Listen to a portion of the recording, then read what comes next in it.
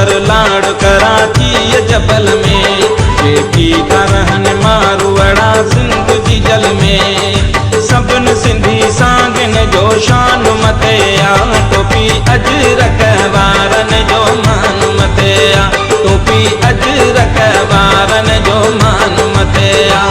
हर काचो उतर लाड़ कराची जबल में, जेकी का रहन मारवाड़ा सिंध जी जल में। सबन सिंधी सांगन जो शान मथे आ, टोपी अजरक वारन जो मान मथे आ, टोपी अजरक वारन जो मान मथे आ।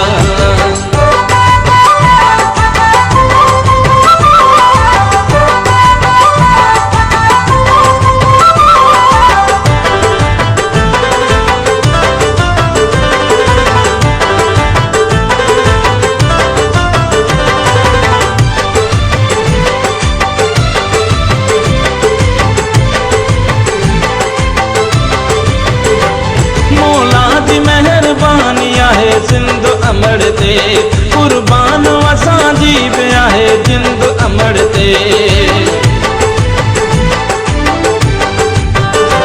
मौला जी महिरबानी आहे सिंध अमड़ ते, कुर्बान असांजी बि आहे जिंद अमड़ ते।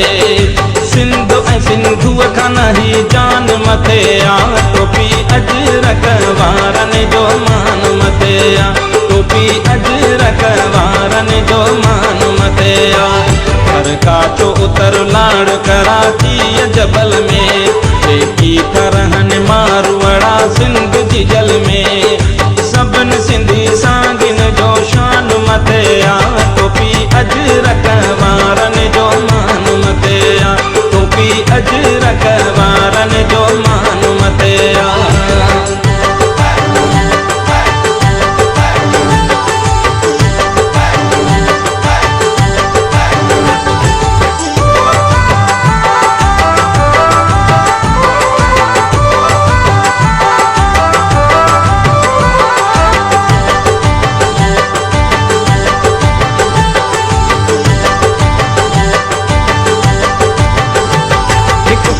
सिंधी प्यारा भी प्यारिया बोली, ऐं जेका अमड़ ॾींदी आहे प्यार सां लोली।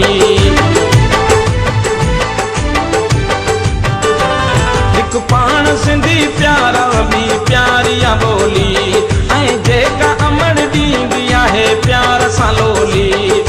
तंहिंखां दुनिया जी चीज़ कान मथे आ, टोपी अजरक वारन जो मान मथे आ, टोपी अजरक वारन जो मान मथे आ। हर काचो उतर लाड़ कराची जबल में, जेकी का रहन मारवाड़ा सिंध जी जल में।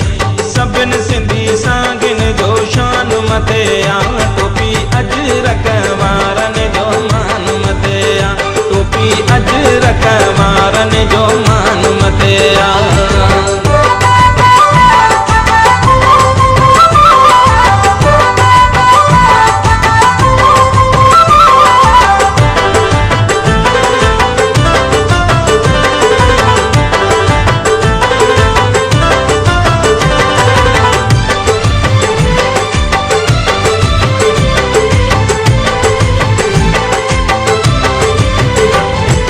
सुहना मुझे सिंध जा नज़ारा जमा कए, ही शाम फसुल सोना बनियो बार जमा कए। सब सुहना मुझे सिंध जा नज़ारा जमा कए, ही शाम फसुल सोना बनियो बार जमा कए।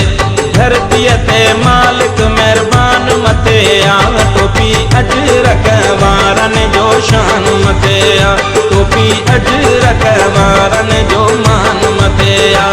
हर काचो उतर लाड़ कराची जबल में, जेकी का रहन मारवाड़ा सिंध जी जल में। सबन सिंधी सांगिन जो शान मथे आ, टोपी अजरक